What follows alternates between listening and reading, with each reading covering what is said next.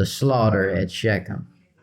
Judges 9, verse 1, the preceding events has been Gideon has died. Judges 9, verse 1, and Abimelech, the son of Jerubbaal, went to Shechem unto his mother's brethren, and communed with them, and with all the family of the house of his mother's father, saying, Speak, I pray you, in the ears of all the men of Shechem, whether is better for you either that all sons of Jerubbaal, which are 70 persons, that's quite a family, got 70 sons, reign over you, or that one reign over you. Remember also that I am your bone and your flesh. Nothing in it for me. I'm just saying, we're family. Verse 3. And his mother's brethren spake of him in the ears of all the men of Shechem all these words, and their heart inclined to follow Abimelech. For they said, He is our brother. And they gave him, look at this, 70 pieces of silver out of the house of Bel-Beroth, wherewith Abimelech hired vain and light persons which followed him. And he went unto his father's house at Ophrah, and slew his brethren, the sons of Jerubbaal, being 70 persons. That's the third time we've seen the number 70, 70 persons. And I just lost my place. Okay, there we go. 10 persons. That was shocking. Upon one stone. That is, he had a. That's what they did in England. That for a long time they did beheadings, and they would do it on a stone or on a stump. And so he had a spot picked out for it. Notwithstanding, yet Jotham, the youngest son of Jerubbaal, was left, for he hid himself. Smart man, sometimes it's not so smart to be brave. Let him finish cutting up. Let that sword dull. Verse 6. And all the men of Shechem gathered together, and all the house of Milo, and went and made Abimelech king by the plain of the pillar that was in Shechem. That's a tough story. Now, I'm saying the name wrong just because I'm an American and we're Americans. We've always said the word Abimelech as Abimelech. It's probably Abimelech because of the name. The name Abimelech means Abba, that's father. Bimelech, Melech is king. So he was saying here, or his mom, who was the concubine, not a legitimate wife, but a concubine, named her son, My father is king. Although, was Gideon a king? No, he wasn't. But she wanted him to grow up thinking he was a prince and should be a king. Gave him some false hope. After the death of Gideon, it's not long till once again the air is filled with the satanic seduction of idolatry. They always fall into this same trap, idolatry. We don't think of it as being a real pull to any of us. Why would somebody go worship a stick? But there's something satanic behind it. We can't really understand it. It's going to come back into full fruition once we're out of here.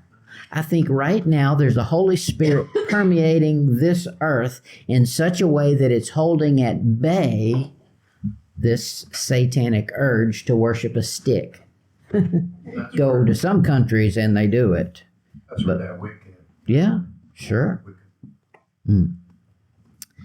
This untold fable that Gideon was a king is perpetrated by his concubine that he had, naming her son, My dad's a king.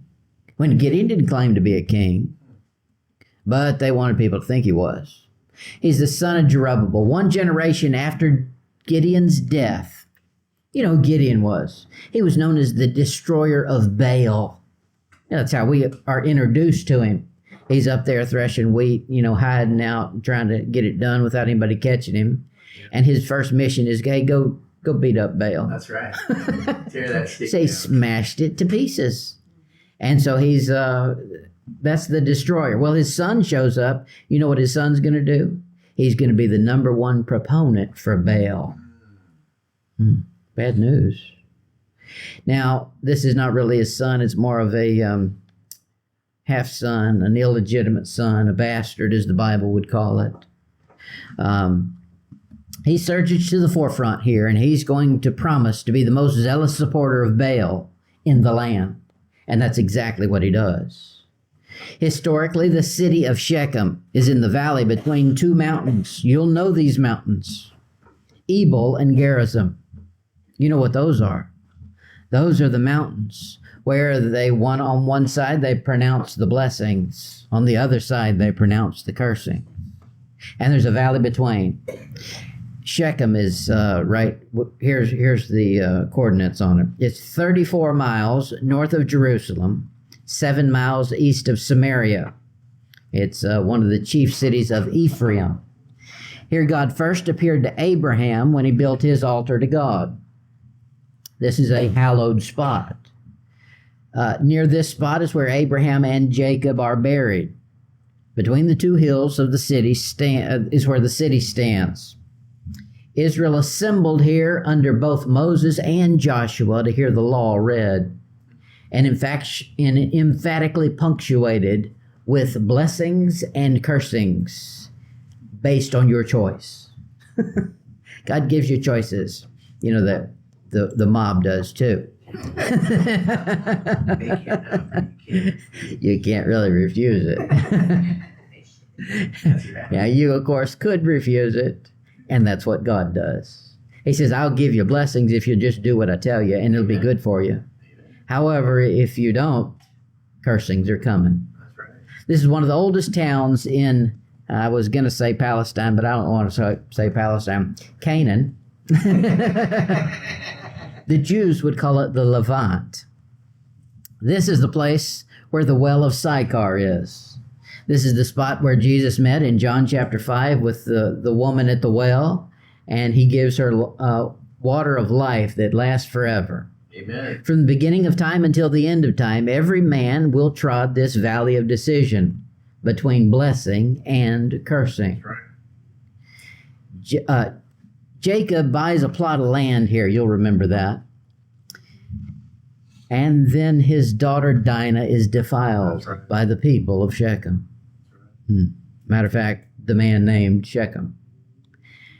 Now again, many centuries later in Judges chapter 9.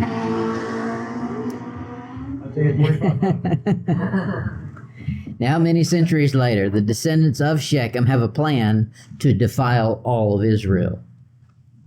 They're going to see to it that there is no bloodline that was strong under Gideon. After the death of Solomon, his son, you remember him? Rehoboam. Right. Attempts to orchestrate his own coronation on this spot. Of all the places. 1 Kings 12. You can hold your spot in Judges. We might come back. 1 Kings 12, verse 1. 1 Kings 12, 1. And Rehoboam went to Shechem, for all Israel were come to Shechem to make him king. This is bad news. Stay out of Shechem. If you're traveling through Israel sometime, don't go to Shechem. Or don't get comfortable there. Yeah. Instead of remaining in Jerusalem, where Israel should have come to him, like they did with his father David, and sworn their allegiance to the king, these people call him to their city, and he comes up there.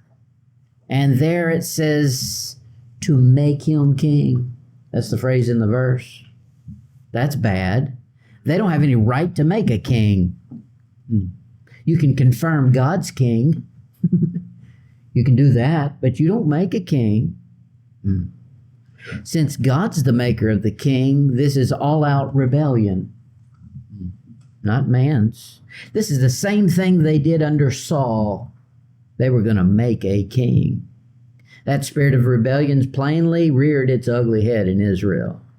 From the beginning to the end, it's associated with this city of Shechem. He said in our verse back in Judges 9, he says that he goes to the house of his mother's father. Okay, so blood, the saying is, blood is thicker than water. Whatever that means, I still like to drink water. I don't know. Blood is thicker than water. That means you're going to associate with your kin. But there's something that's more close than that. Rebellion is an enticing hangman's noose that tightens its grip with every step. Now that one, you'll find that wicked people, even though they may not like or get along with each other, will hold together because of their wickedness. The Bible calls it chains of iniquity, cords of iniquity. Abimelech peddles a sales pitch to a gullible audience. He knew they would accept what he was selling. They wanted out too. They didn't want Israel ruling over them. So they said, hey, here's somebody who will see to it that we get the things we need because he's part of us, the we. Well, look out, because there's no honor among thieves. If he's going to rebel against Israel, it's just a matter of time he'll rebel against you too. Yeah. Get in Genesis 4. Genesis 4, verse 7. If you want to do wicked, you will do wicked. It's not a lack of education or understanding, but lack of desire. Genesis 4, verse 7, God speaking to Cain. If thou doest well, shalt thou not be accepted. If thou doest not well, sin lieth at the door. It's always going to be convenient, sitting right at your door. If you want to sin, it's sitting right there, pick it up. I think that if I was God, I'd have changed that. I'd have said, if you want to sin, you're going to have to work real hard to do it. Yeah. No, he didn't. He said, if you want to sin, it's right there. Help yourself. Choose this day. Look at Proverbs 18. Proverbs 18, verse 1. Regardless of this man's sales pitch, Abimelech, we know his heart from knowing the rest of the Bible. He's chosen this path on purpose. Proverbs 18, verse 1, he says, through desire, a man having separated himself, seeketh and intermeddleth with all wisdom. That is, a man will pursue what he truly desires. If you want it, you'll go get it. If you want it bad enough, you will see a way to do it. If it's sin, it's going to be real easy because it's sitting right outside everybody's door. 2 Corinthians 6, he says this, wherefore come out from among them and be ye separate, saith the Lord. That is, if you're going to be on God's side, it's not going to be easy. It's going to be the opposite of sin lying at the door. That's 2 Corinthians 6:17. If you want to follow righteousness, you're going to have to pursue it hard and heavy. It's going to be the opposite of sin. He says, touch not the unclean thing, and I will receive you. That is, sin not only is setting right outside your door, but you're going to have to on purpose avoid it. So you see that you don't touch it. Ooh. Proverbs 5, verse 21. Proverbs 5:21. He says, for the ways of man are before the eyes of the Lord, and he pondereth all his goings. Who's doing the pondering? God's pondering it. Imagine that. He's curious. What choice will he make now? Because God's not doing it for you. He's allowing you. He says, sin's sitting right there at that door. I've got blessings over here on this mountain, but he's going to have to work to get up here. Which is he going to choose? 22. His own iniquities shall take the wicked himself, and he shall be holden with the cords of his sin. He shall die without instruction, and in the greatness of his folly he shall go astray. That is, this folly doesn't end with just one mistake, one indiscretion. He says he goes astray. It's a path that leads somewhere, straight to hell. Judges 9, verse 2. Judges 9, verse 2. It says, "Speak, I pray you, in the ears of all the men of Shechem, whether it is better for you, either that all the sons of Jerubbaal, which are 70 persons, 70, reign over you, or that one reign over you. Remember also that I am your bone and your flesh." Hint, hint, here's the choice to make. These men of Shechem.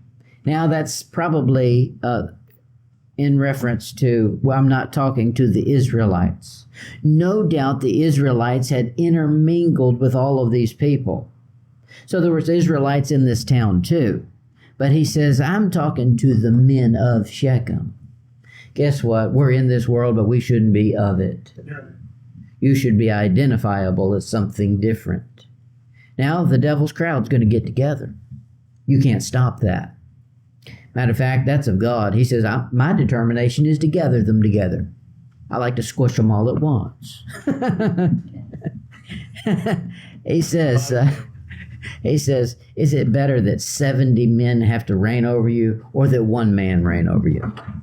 That's quite a statement. That is, somebody's going to reign over you. They didn't take that into consideration. He says, what's the lesser of two evils? I beat you up or 10 men do. It's actually not 10, it's 70. He assumes that the people wish someone to be king. God didn't say they could have a king yet. His father, regardless of what his name is, was not a king. And when he was offered it, he turned it down. These pagans craved a king, but they always craved the wrong kind. So he knew that, and he said, I'll be the king. Let's play cops and robbers. I'll be the cop. He says, I'm bone of your bone and flesh of your flesh. This is a subtle argument. It implies this, that they're the same house, but also that he is of the tribe of Ephraim. Therefore, he's going to allow them to overpower Manasseh. These are the two tribes that were on the east side of Jordan, you remember. Judges 9, verse 3. Judges 9, verse 3. And his mother's brethren spake of him in the ears of all the men of Shechem all these words, and their heart inclined to follow Abimelech, for they said, he is our brother. Well, duh. That don't make it right. Sometimes it's your kin you got to tell it is wrong. Right. Righteousness should be exalted above any other thing that you like. You should love God more than you love whatever else is the other option. Right. Judges 9, look at verse 3. They said, for they said, he is our brother.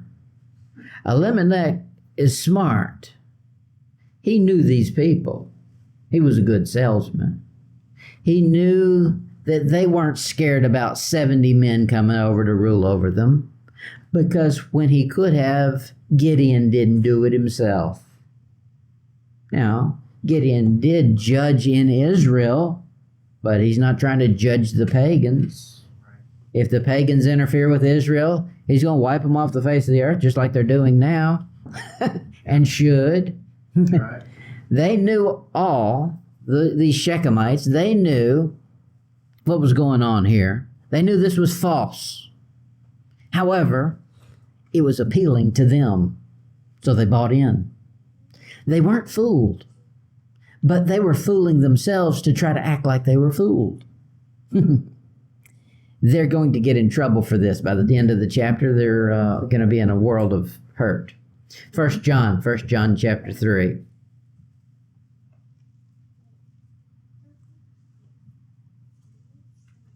They want Abimelech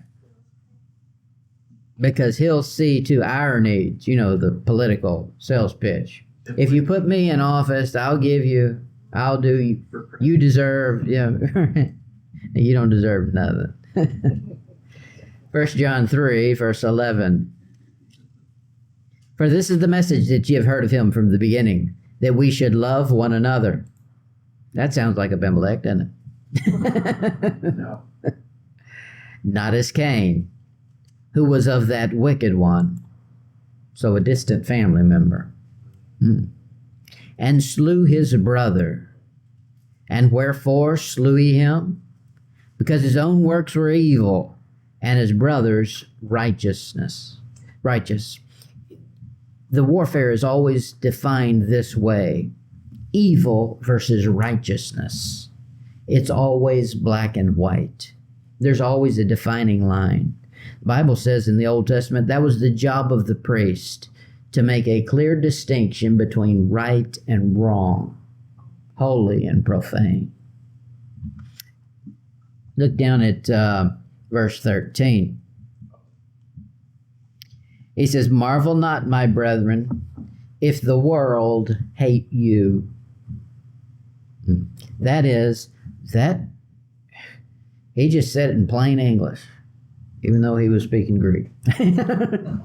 He said it in plain English. That is, trouble's on the way.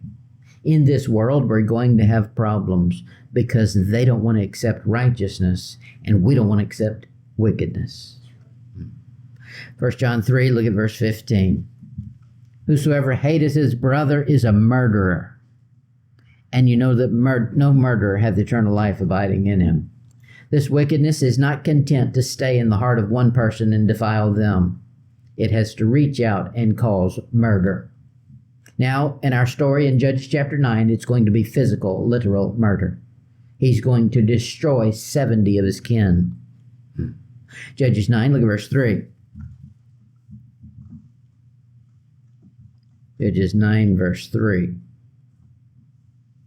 He says, and his mother's brethren spake of him in the ears of all the men of Shechem all these words, and their hearts inclined to follow Abimelech, for they said, he is our brother. And they gave him 70 pieces of silver out of the house of Baal-beroth, wherewith Abimelech hired vain and light persons, which followed him.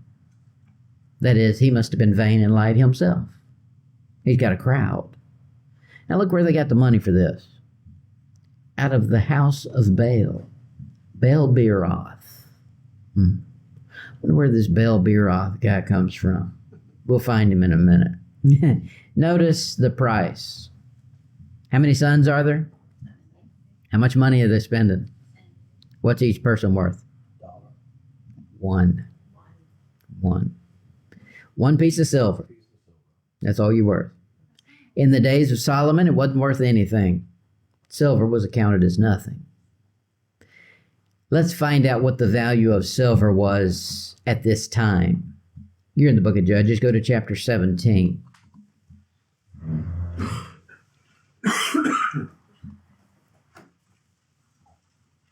Judges 17, verse 2. And he said unto his mother, the 1,100 shekels of silver that were taken from thee, about which thou cursed, and spake of also in mine ear, behold, the silver's with me. I took it. And his mother said, blessed be thou of the Lord, my son. And when he had restored the 1,100 shekels of silver to his mother said, I had wholly dedicated the silver unto the Lord from my hand for my son, to make a graven image and a molten image. Now therefore I will restore it unto thee. How much is that image cost?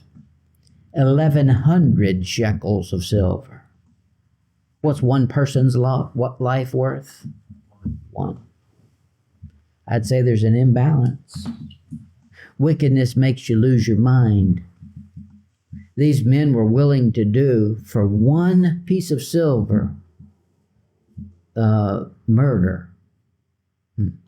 It's a small sum indeed, yet vain and light persons were his companions. They followed him, and they had no sense of value. The followers of Baal are wise to do evil, but they have no mind about anything that has true eternal value. Baal-beroth, That's the satanic influence that's permeating this crowd right here. He had a temple made by the Shechemites where they brought offerings to him instead of bringing it to God or becoming proselytes.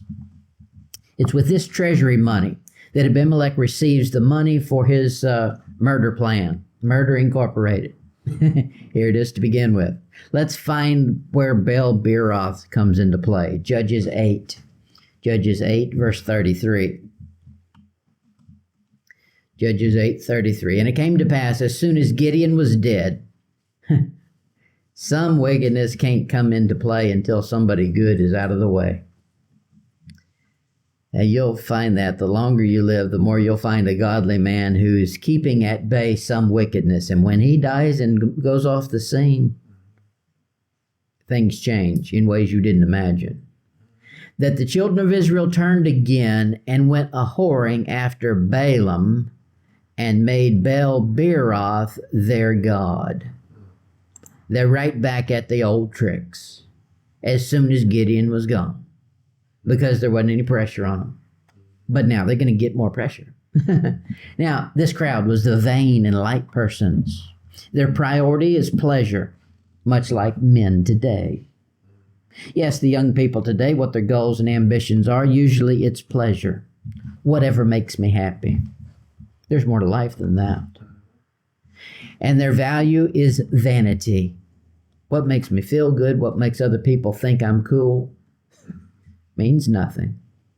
They were fond to flash and show, like Absalom's 50 men that ran before him, to proclaim him king, though he wasn't. That got put down in a hurry, too. These loyal subjects to the king of pride are often called men of Belial. Not just Baal, men of the devil. 2 Samuel 20, verse 1, I'm going to read these fast. 2 Samuel 20, verse 1, he says, and there happened to be a man there, a man of Belial, whose name was Sheba, the son of Bichri, so forth, so on. A man of Belial. More than just a man of Baal, a man of the devil. They're following a crowd. Everybody serves somebody. There's only two gods. One is the God of this world and the Almighty God. 1 Kings 21:10, he says this, and set two men, sons of Belial, before him to bear witness against him, saying, thou didst blaspheme. Okay, Nabal, they're going to do a murder again. That's the devil's crowd. He's a murderer from the beginning. If it's not hatred he's instilling, it's murder, the actual shedding of blood. That's right. Judges 9, verse 5. Judges 9, verse 5. And he went into his father's house at Ophrah, and slew his brethren, the sons of Jerubbaal, being 70 persons upon one stone. Notwithstanding, yet Jotham, the youngest son of Jerubbaal, was left, for he hid himself. Where's Gideon in our chapter? Dead. Correct. But you notice his name never shows up. They're given the name of the pagan name, Jerubbaal, rather than God's name for him, Gideon. He knows how to talk to a crowd. He's afraid to mention something as holy as a God-given name. He calls him by a pagan name, Jerubbaal, all the way through. And all the men of Shechem gathered together, and all the house of Milo, and went and made Abimelech king by the plain of the pillar that was at in Shechem. They committed no crime, these boys, 70 of them, yet they're going to be put to death, slaughtered, one after another. So that this young upstart, we call it the young punk syndrome. So this young punk can take the throne that didn't exist from people who didn't want it. He's crazy. This thing is not the first time this happens, and it's not the last time. I'm just going to mention sometimes it happens in the Bible. There's many outside of the Bible who have done the same thing. Joram, the unworthy son of Jehoshaphat, does this. So did Jehu. Remember the 70 sons of Ahab? Almost identical. Athaliah, the woman who usurped the throne. She killed the seed royal, is how it's put. Baasha, the house of Jeroboam. The system of wholesale murder it's just a natural result of going against what God says. I'm going to show you where this one started. Polygamy. Multiple wives. If he didn't have 70 children, he couldn't have 70 of them killed. If he hadn't gotten a concubine, he wouldn't have had this mess to begin with. Ouch. So it's polygamy, it's breaking God's law, and the lust for power. He wants to sit in the seat. He wants to be all authority.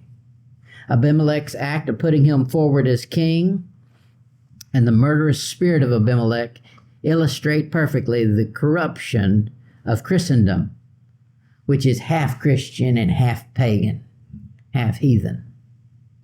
That's, if you wanted to put it, you could put that name on probably most cults, but not just cults, most Christians. Abimelech, a half-breed. That's the Antichrist religion in the book of Revelation. Calls it Jezebel. Who's Jezebel? Jezebel's a heathen married to a supposed Israelite. Mix it. No wonder God says, get out from among them and be separate. Joel chapter 3. Joel 3 verse 14. We're going to pan back to Shechem. In order to get there, we got to go through the valley. Joel 3 verse 14. He says, multitudes, multitudes in the valley of decision, for the day of the Lord is near in the valley of decision. Every man that moves on the face of this earth walks through this valley. On one side is evil, on the other Gerizim. And you choose, do you want blessing or cursing? If you want cursing, you'll proceed on to Shechem. Psalm chapter 60. Psalm 60 verse 6.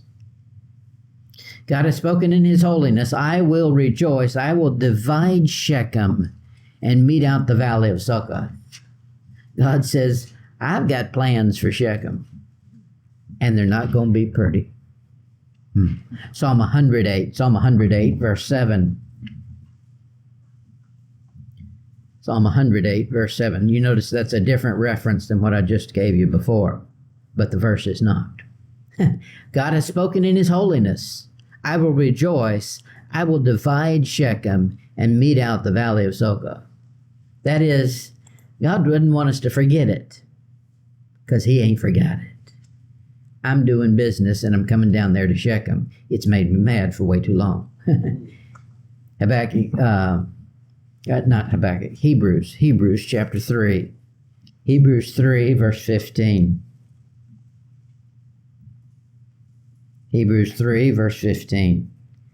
It says, while it is said today, if you will hear his voice, harden not your hearts as in the provocation. Provoking whom? Provoking God. When you walk through the valley, if you chose the mountain of cursing, you just provoked God. You said, come on down and do it. You ain't that big. Don't provoke him. Job 40, here's who God is. This is his job. God says, you want to be like me, you got to do this. Job 40, verse 10. It says, deck thyself now with majesty and excellency.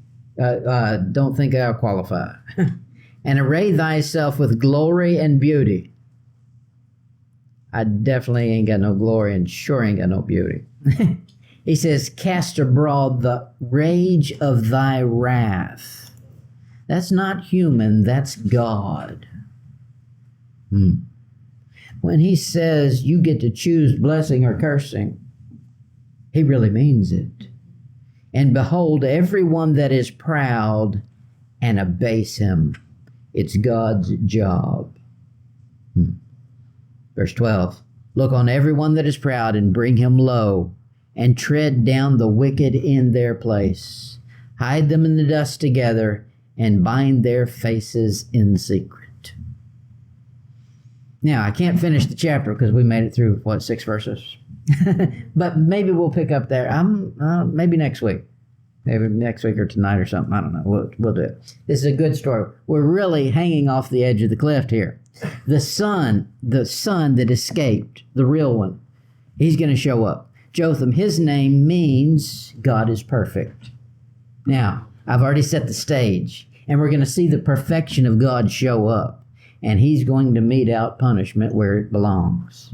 And we have to end it for today, but we'll pick up there sometime.